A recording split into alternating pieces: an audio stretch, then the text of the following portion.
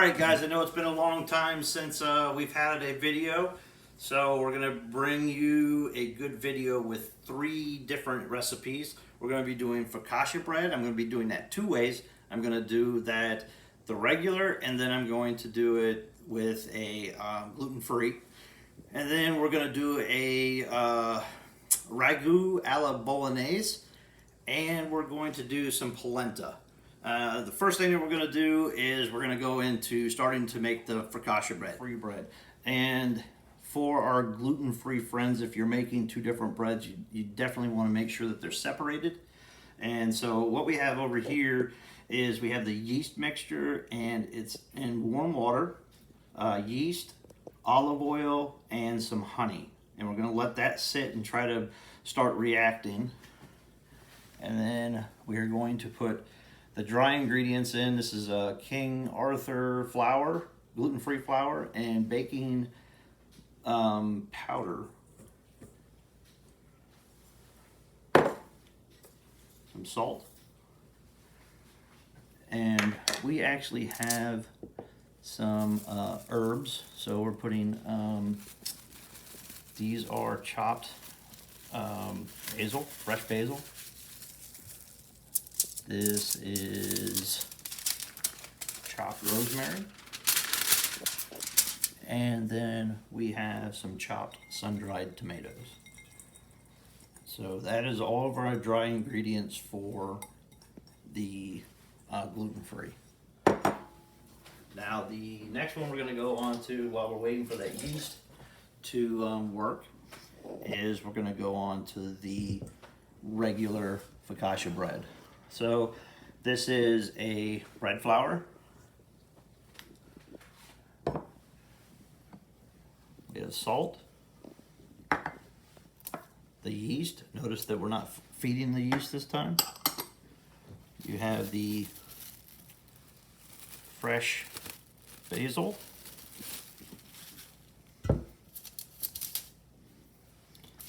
And fresh chopped rosemary, and the sun-dried tomatoes. Then the first liquid is olive oil, and the final ingredient is going to be some lukewarm water. And then using a spatula, we're just going to mix all the stuff together. And it doesn't have to be like a perfect ball of dough.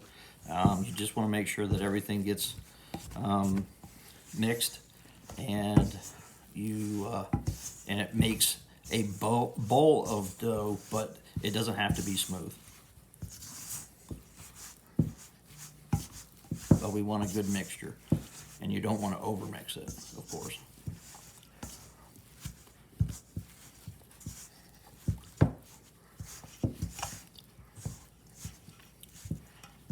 And I believe that's what we're going to go with.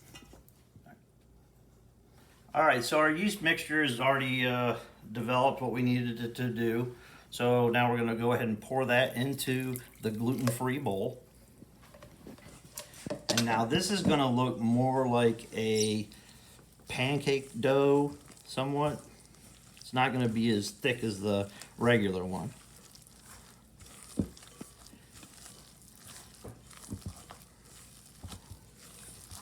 And we're just going to make sure again that all this is mixed up.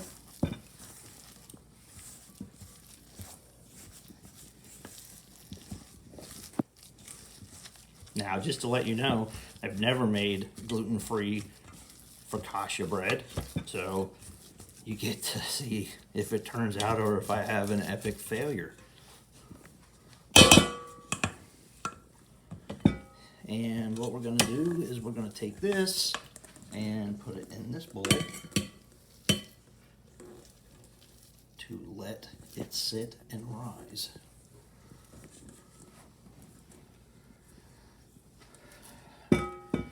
So there's what the dough looks like, and we're going to wrap it with saran wrap and let it sit.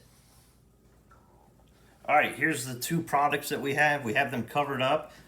We are going to mark GF on this one so we don't make any mistakes, because we could have big problems with that. It's not warm enough in our house to be able to have it rise really well, so we're going to take them outside, cover them with some towels, and let them rise. I believe the gluten-free one only takes about a half an hour with the fast-acting yeast, and this one I believe takes about an hour before it will be risen the first time. While we're waiting for our bread to rise, we are going to go ahead and make the Ragu Alla Bolognese. And just to run down what we have butter, olive oil, onions, carrots, celery, beef, pork, Pinot Grigio, salt, nutmeg, milk, and crushed tomatoes. So the first thing we're going to start with, we have it on a medium-high heat. We are going to put the olive oil in and the butter and allow those to melt. All right, everything's melted. We're ready to add in our mirepoix, and this is the celery. These are cut brunoise style, and what that means is 1/8 by 1/8 inch. We have the same cut with the carrots, and the same cut with the onions. And let me tell you, that is time consuming, cutting those little squares. So what we're going to do is we're going to sweat this down.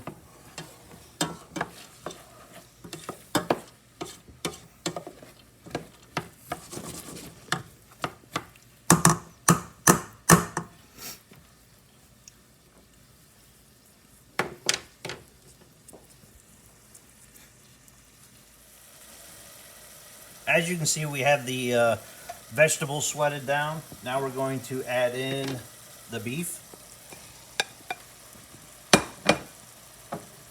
and the pork.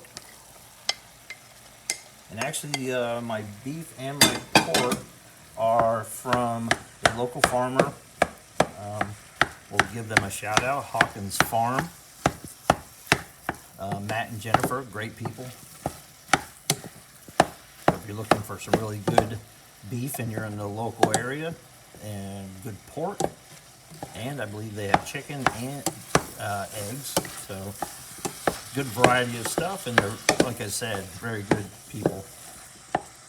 All right, what we're going to do now is we're just going to mash this down and brown the meat, but we don't, not brown the meat, I'm sorry, cook the meat, and you don't want to brown it. So we just want to see that that pink is out.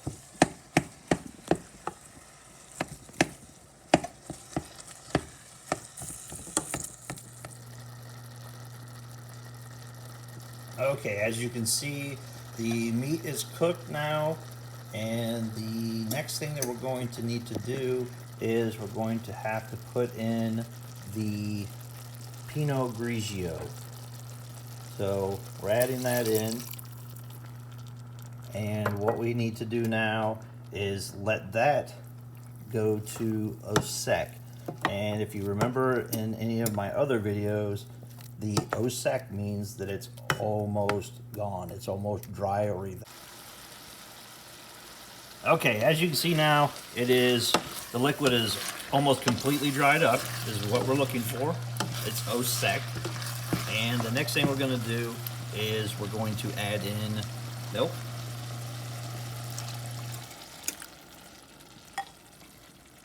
And nutmeg. And then we are going to cook this down as to OSEC as well. All right, now it's pretty much, the liquid has pretty much evaporated. So the next thing that we have to do is add in our crushed tomatoes.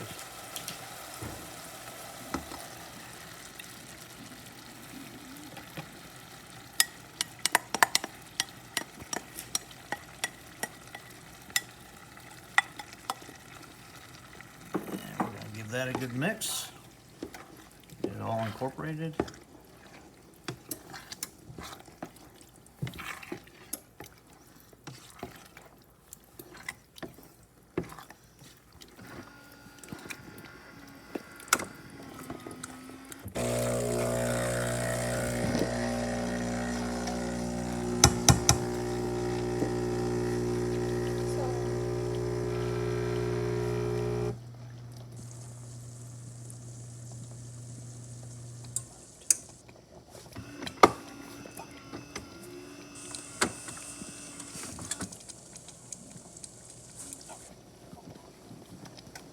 All right, as you can see, we have the tomato sauce, or crushed tomatoes added into the sauce. Now we're going to lower it down, and we want to keep it at a simmer.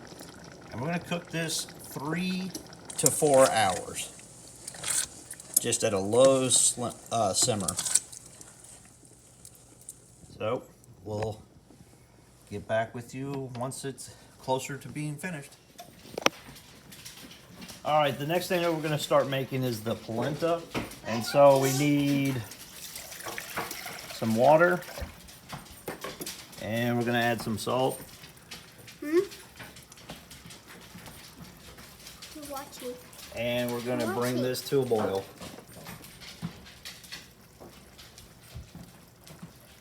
So you can cut it.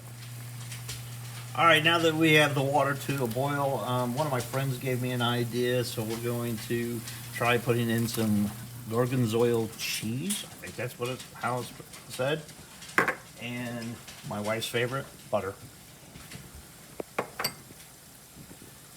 And we want that to melt. We're going to turn it down a little bit.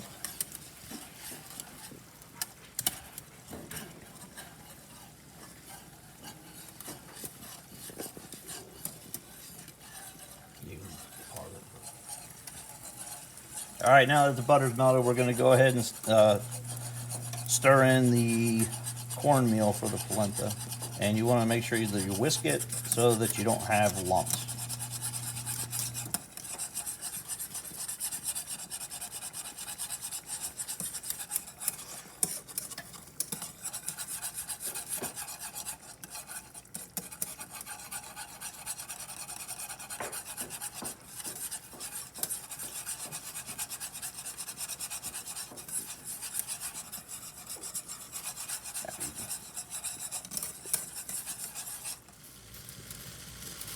All right, as you can see, I put it on a double boiler, and I've added in the shredded Parmesan cheese and the last part of butter, and now I'm just allowing it to cook down and get a little bit thicker, and we'll just keep it on this double boiler to keep it warm as well.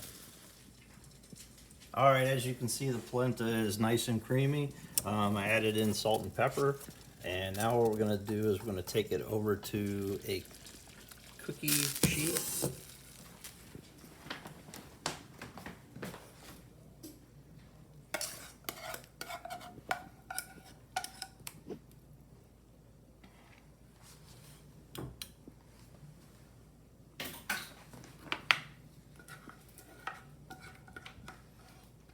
And we just want this to cool so that we can cut it out into shapes, and then we're going to put it on the grill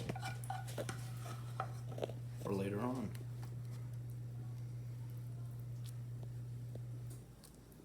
And of course, we're going to cool this in the refrigerator. Okay, for the gluten-free, you don't have to do anything else. Just you have to put it into the pan, and we have the pan is oiled with virgin olive oil, and you just have to press it out.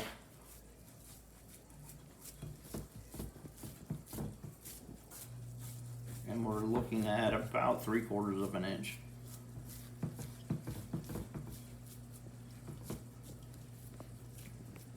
You see all those good colors. Look delicious.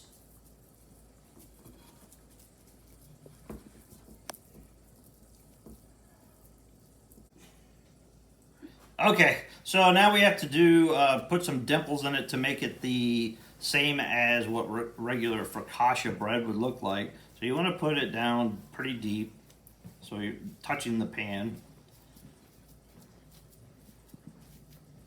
And so there's basically that. And then I'm going to pour a little bit of olive oil on the side here. And use the brush that was for gluten-free, since we're working on the gluten-free focaccia.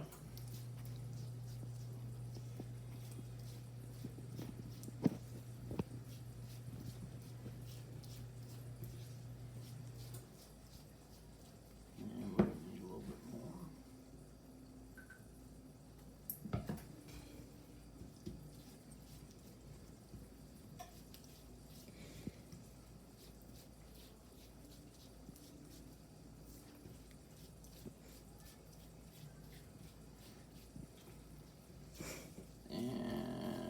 There's that. And then the cheese.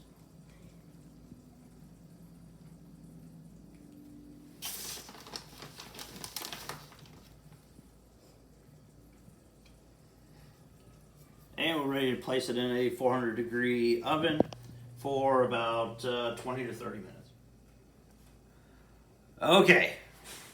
I needed to pour a glass of wine because when I put the focaccia, the gluten-free focaccia bread in, I decided that it would be a good idea to dump it all over my oven door.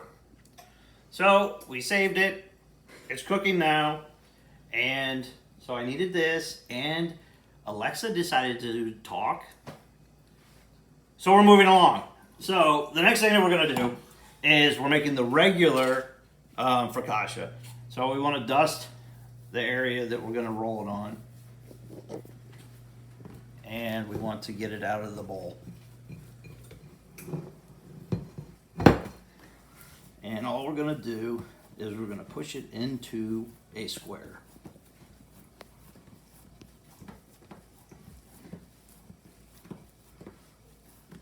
All right. Then you're going to take it and put it in thirds. And we're gonna put it back in the bowl for 30 minutes to let it rest. All right, so we're getting close to the end. This is the regular focaccia bread, and we're going to stretch it into the pan. Now, if you have problems with it actually going into the pan, you may have to let it rest because it'll spring back, but you just let it rest for a second or two, and then it'll allow it to spread. It's the gluten in the bread that's causing it to snap back. So we'll just let it rest for a couple seconds, see if we can get it to relax.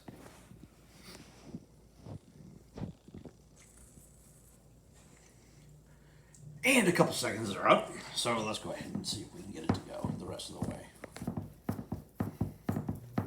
You want to make sure that you heavily put olive oil in this pan before you put the focaccia in there.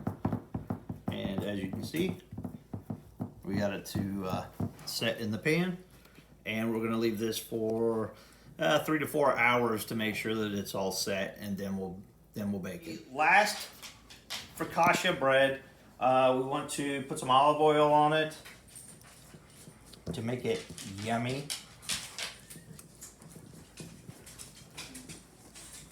And again, this is the regular one. We already cooked the gluten-free one. We'll show you that one in just a second. And then I have like a whole bunch of people that are gonna give their opinions on the food. So I don't know what's gonna happen, because I have tweens, I have teenagers, I just had everything. So grumpy people, everything. All right, so after we've done the olive oil, we're gonna put dimples in it. So of course this isn't big enough for me to put 5 fingers, but I'm gonna use 4 fingers, and you're just gonna push it down as far as you can get it. And you're gonna cause these dimples in there.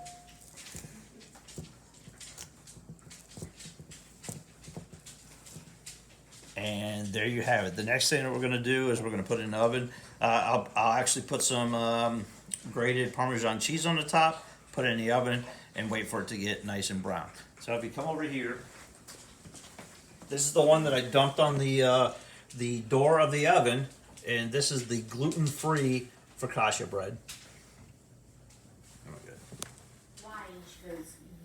All right, here's the final focaccia, the regular focaccia, and we'll be back to do a taste test. All right, so this is the regular focaccia bread. We have the cheese on it, and what we're gonna do is we're gonna make a nice cut so we can see what it looks like inside. And as you can see, it's nice and pretty. Oh yeah. So next thing we have is just the pasta. We'll roll it in with the Bolognese sauce, and then we'll get taste testers out here to see what it tastes like. All right, as you can see, I have a whole group of people to try my food this time. I'm sure that we're probably gonna get a thumbs down or a thumbs up. I don't know. Hopefully we get something. Anyway, the first thing that we're gonna try is we're gonna try the polenta. So the polenta is in the shape of a star.